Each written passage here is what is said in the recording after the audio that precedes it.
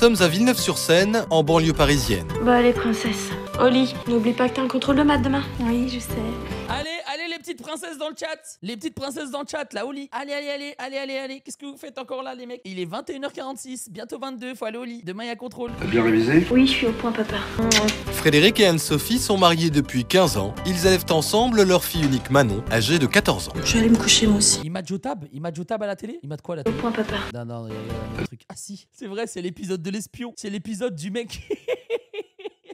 Âgée de 14 ans. Je vais aller me coucher moi aussi. On rejoint dans pas trop longtemps, pas comme d'habitude. Promis. Mais derrière ce bonheur apparent, le couple est en crise. Frédéric est un mari jaloux, persuadé que sa femme le trompe. Ce soir, comme souvent, il profite qu'Anne-Sophie ait le dos tourné pour fouiller dans ses affaires. Il est matrixé. Évidemment que mon comportement était exagéré, mais j'avais des bonnes raisons pour ça. 4 ans plus tôt, Anne-Sophie m'avait trompé. C'était une histoire sans lendemain, je lui avais pardonné, mais j'arrivais plus à lui faire confiance. Voilà, en fait, c'est ça le problème. C'est que pour moi, tu vois, si tu trompes ta meuf ou si tu te fais tromper, il faut arrêter la relation. Vous voyez ce que je veux dire? Parce qu'en fait, après, l'autre personne, elle devient parano, elle se dit, ah, mais si il ou elle l'a fait une fois, bah, elle peut le refaire. Et en fait, du coup, il n'y a plus la confiance, il n'y a plus rien. Du coup, c'est baisé. J'avais l'impression que puisqu'elle avait fait une fois, elle recommencerait.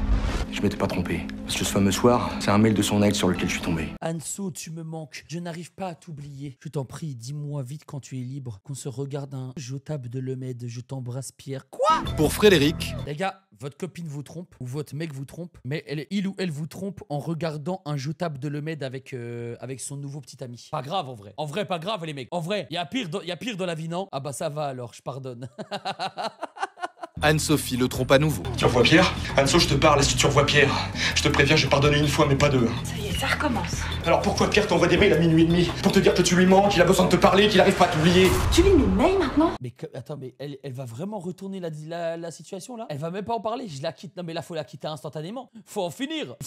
Non, plein délire. Écoute-moi bien Fred. Pierre, c'est l'histoire passée. Je l'ai jamais revu. Pas de ma faute s'il me renvoie des mails. Mais ça fait 15 ans que tu mens. Pourquoi tu m'en as jamais parlé? C'est marrant, y'a qu'à toi que ça arrive. Je te préviens, moi je vais finir par tout savoir. Alors tu ferais mieux de me parler maintenant. J'ai rien d'autre à te dire Fred. T'as envie de te faire du mal, ça sera sans moi. Non, laisse-moi dormir, je suis fatiguée. Tu vas pas t'en sortir comme ça.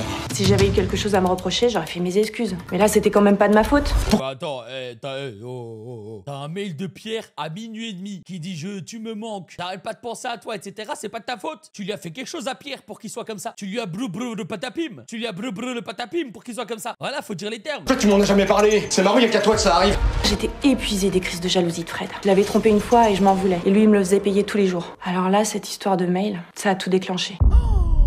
La nuit a été dure pour le couple qui a fait chambre à part. Alors le lendemain matin, Anne-Sophie En fait... fait, c'est ça le truc. Moi, j'ai dit une chose à Madame Lemed. Je lui ai dit, écoute, il y a personne qui s'endort dans cette maison tant qu'il y a une dispute qui est en cours. C'est-à-dire, on se dispute déjà pas tout le temps. Tu vois, genre s'il y a 4 disputes sur un an, c'est beaucoup. Mais imagine maintenant, tu te disputes avec Madame Lemed. Après, tu dois dormir sur le canapé. Non, ça y est, hein, les mecs. Parce qu'en fait, je sais pas qui a instauré ça dans un couple. Celui qui doit dormir sur le canapé, c'est le mec. Alors moi, j'ai mis une règle. On ne peut pas aller s'endormir s'il y a quelqu'un qui est énervé. Comme ça, jamais je dors sur le canapé. Que les gars, ça y est un moment. T'as bien dormi? Tu te fous de moi quoi? T'as oublié ce qui s'est passé hier? Commence pas, je suis pas d'humeur. La dispute repart au quart de tour. Et moi je suis d'humeur à être cocu peut-être? Mais t'as pété un cap, Fred. J'ai rien à te cacher. Faut mieux de me dire la vérité. J'y crois pas. Mais tu veux que je te dise quoi? Que oui, Fred, je t'ai épousé parce que j'étais enceinte de Pierre et que je t'ai toujours trompé avec lui. C'est ça que tu veux entendre? T'es content?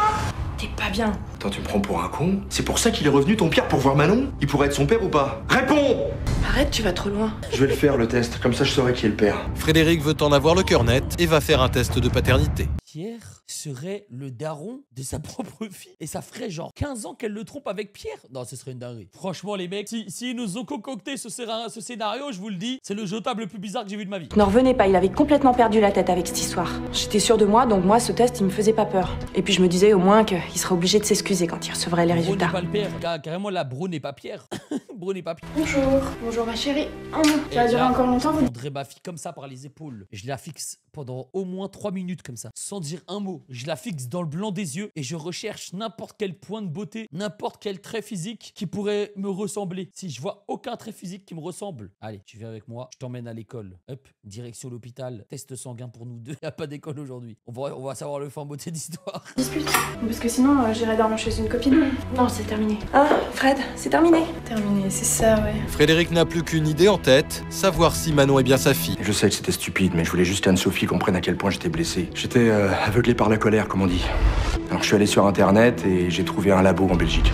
Et j'ai fait ces foutus tests. Attends, bah non, mais alors là, il y a au hasard qui me dit c'est illégal en Belgique. Le test de paternité, elle dit c'est illégal. 3 secondes après dans l'épisode, le mec va jusqu'en Belgique pour faire un test de paternité. Il y en a un qui ment. Il y en a un qui ment. Je sais pas c'est qui. Il y en a un qui ment, les mecs. Soit c'est le jour où tu as basculé, soit c'est au hasard dans le chat là. 3 jours plus tard, Je savais pas que c'était pas légal un test de paternité. C'est une dinguerie.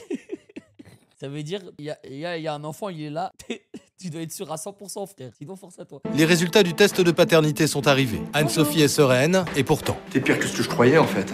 Tu comptais me la prendre quand?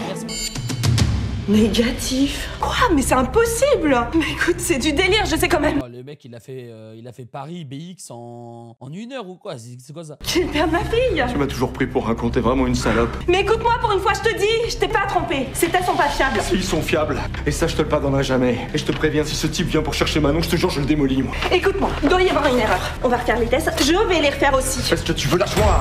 J'ai besoin d'être seul. C'est une dinguerie. En vrai, c'est une dinguerie. Imagine, t'es là, ta fille, elle a 15 ans. Tu l'as éduquée, t'as donné tout ton argent, t'as construit une maison, sa chambre, tout ça, etc. T'as cru que c'était ta fille. Au final, 15 ans plus tard, t'apprends que c'est même pas ta fille. Wesh, c'est une dinguerie en vrai. C'était impossible, j'étais sûre de moi, il y avait forcément une erreur. Mais Frédéric croyait plus ce bout de papier que moi. Il est parti vivre chez un ami quelques jours, je n'avais plus de nouvelles. Donc pour en avoir le cœur net, j'ai décidé de refaire ce test. J'ai renvoyé des échantillons de nous 3. La réponse fut terrible. En effet, quand Anne-Sophie reçoit le courrier du laboratoire, elle ne s'attend pas à un tel choc. Wesh, attends, mais il y a le nombre de millilitres de spermatozoïdes, c'est dégueulasse. Qu'est-ce que... Wesh, sérieux là? Quel lien de parenté? Mais c'est pas possible. Putain, mais même elle, c'est pas la possible. daronne. J'ai dû relire la lettre une bonne dizaine de fois. Je n'en croyais pas mes yeux. Non seulement le test confirmait que Fred n'était pas le père, mais il disait aussi que je n'étais pas la mère biologique de Manon. J'étais complètement perdue. Je comprenais plus rien. Paniquée, Anne-Sophie essaie de contacter son mari. Allô Fred? C'est Anne-Sophie. Rappelle-moi de toute urgence, je t'en supplie. Il y a un gros problème. Elle a besoin de lui parler au plus vite. Frédéric a quitté la maison depuis quelques jours, mais il accepte de la rencontrer non loin de chez eux. Il lui en veut toujours, mais la donne va bientôt changer. En fait, oui, c'est bizarre, mais ça n'exclut pas le fait que Pierre lui envoie des messages à celle-là. Non, il faut pas oublier. Non, faut pas oublier. Que là, elle est en mode, regarde, tiens, moi c'est négatif. Oui, et Pierre à minuit et demi qui envoie un message. C'est comment? On en parle? Voilà le résultat du test. Tu me crois maintenant? Mais c'est impossible, c'est incompréhensible, moi je vais devenir dingue. Mais qu'est-ce qu'on va faire? Pas possible qu'on soit pas les parents de Manon. Et bien sûr que si, c'est notre fille. Il faut que tu rentres à la maison, Fred. Il faut que tu rentres. Bon, écoute, déjà on va tous se calmer, d'accord? Bon, je vais rentrer, le temps de tirer cette histoire au clair, ok?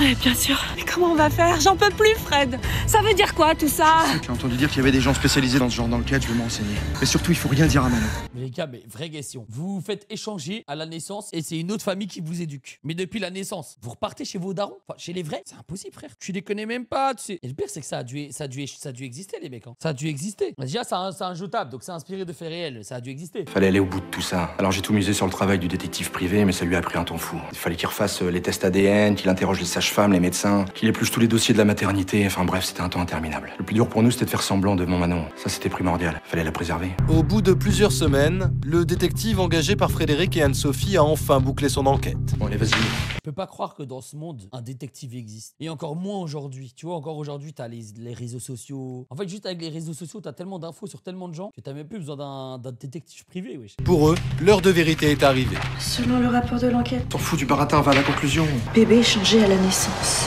Frédéric et Anne-Sophie vivent un cauchemar. L'enquête révèle que leur fille a été échangée à la naissance avec un autre bébé. Alors si elle a une fille biologique? Arrête ça, Fred. Je veux rien savoir. Notre fille, c'est Manon. L'arrivée de Manon met fin à la discussion. Les gars, mais même niveau des parents, parce que là on pense à Manon, mais niveau des parents, ils doivent se dire, mais là c'est même pas notre enfant là. Et notre enfant il doit être autre part. Mais c'est une... en vrai c'est une folie les mecs. L'adolescente se rend bien compte que quelque chose ne va pas. Ça va pas, maman? Alors ça va pas, t'es pas va ma fille, bien. sale pute. Mais arrêtez, vous tirez la tronche depuis des semaines et vous continuez de dire que tout va bien. Vous allez divorcer, c'est ça? Mais non, mais pas du tout, ma chérie. Mais c'est quoi alors? Des soucis d'adultes. C'est tout. L'ambiance elle est bizarre. Ce jour-là, je savais que ma vie ne serait plus jamais C'est bon, la là même. Sans doute une intuition. Je savais pas encore ce qui me cachait. J'avais pensé au divorce, à une maladie incurable, mais j'étais très loin de la réalité. Une réalité que Frédéric et Anne-Sophie eux-mêmes ont bien du mal à accepter. Pourtant, ils doivent se rendre à l'évidence. C'est notre fille. Elle s'appelle Émilie. Elle a ton sourire. Attends, mais un problème, la fille elle a 40 piges. Comment ils ont pu être échangés à la naissance s'ils ont pas le même âge? Elle a pas 14 ans celle-là. 14 ans de prison là carrément. Elle est belle, non?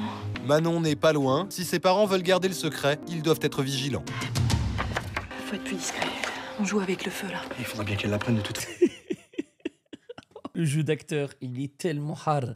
Faut être plus discret, là. Faut être plus discret. On joue avec le feu, là. Il faudra bien qu'elle l'apprenne de toute façon. On n'a qu'à rencontrer ses parents. Non, t'es malade. On sait pas sur qui on peut tomber. Imagine qu'ils nous prennent Manon.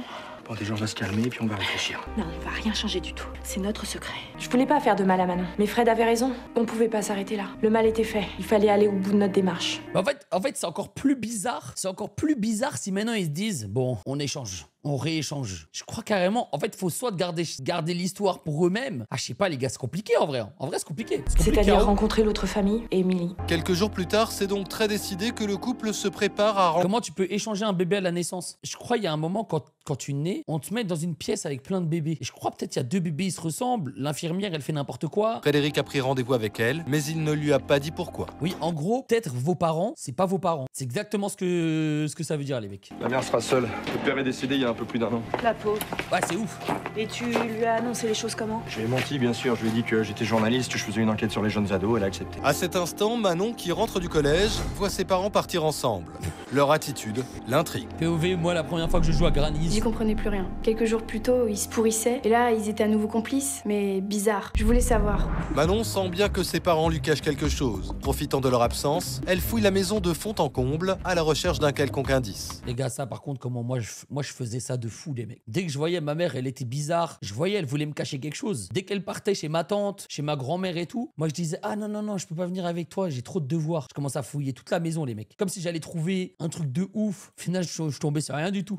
Mais j'ai rien trouvé. N'empêche que j'étais décidée à ne pas en rester là. Pendant ce temps, Frédéric et Anne-Sophie arrivent au café où les attend Laetitia, la mère biologique de Manon. Putain, ça, c'est un sacré rendez-vous, ça. Bonjour. Bonjour, je ne savais pas que vous seriez deux. Elle n'est au Sacrée courant de histoire. rien. Le couple est très mal à l'aise. En réalité, je vous ai menti. Je suis pas vraiment journaliste. Ma femme a accouché dans la même clinique que vous, le même jour que vous, et c'est délicat à dire, mais moi je sais pas comment vous l'annoncer. Oui alors, je comprends rien à ce que vous me dites. Bon écoutez, lisez vous-même.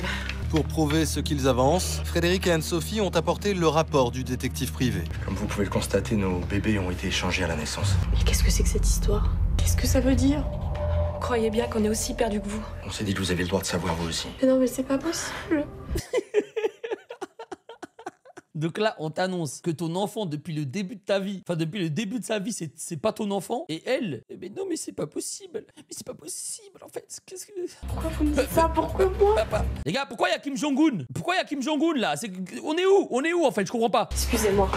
C'est une blague. En fait, leur enfant était depuis le début les enfants de Kim Jong-un. C'est Mao Zedong. Bon, les monteurs, vous me supprimez cette partie. Twitch, I am very sorry. Et voilà. Le ciel venait de me tomber sur la tête. Ma fille échangeait avec la leur, je voulais pas y croire. Et pourtant le dossier semblait solide. Je me sentais impuissante. Et surtout, je ne voulais pas avoir à gérer cette situation seule. Mon mari venait de mourir, c'était trop. Oh, quoi? Je leur en voulais de me dire ça, j'étais bouleversée. Ah ouais, Miskina, la pauvre. Attendez!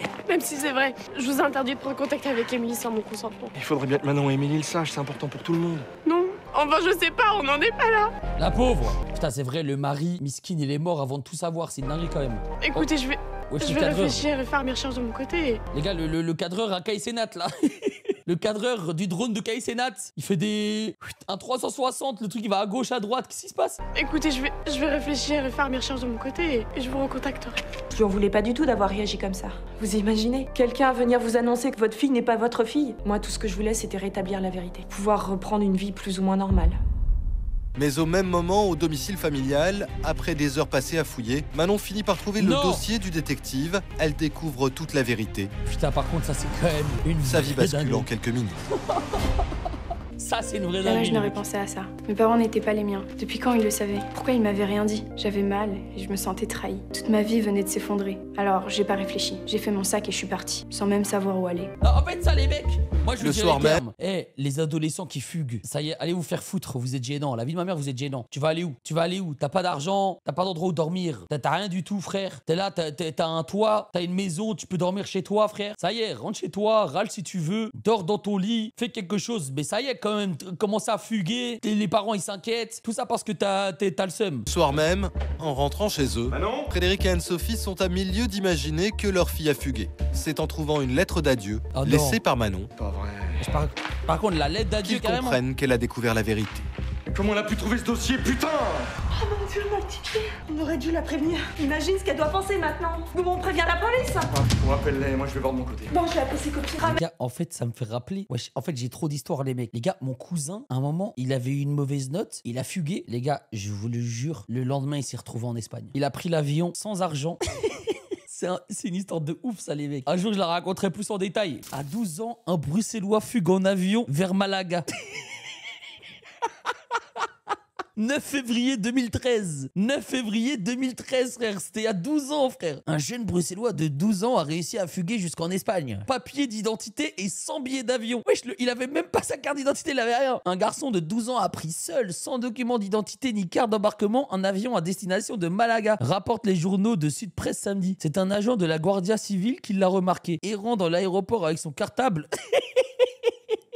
En vrai, ça, c'est une histoire de fou, les mecs. Wesh. Le gars, il était là à l'aéroport, tout seul, avec un petit cartable, un petit sac à dos. C'est un ouf, ce mec. Bon, on prévient la C'est police. ouf, quand même. Bon, appelle-les, moi je vais voir de mon côté. Ramène-la-moi, Fred. Tu m'entends?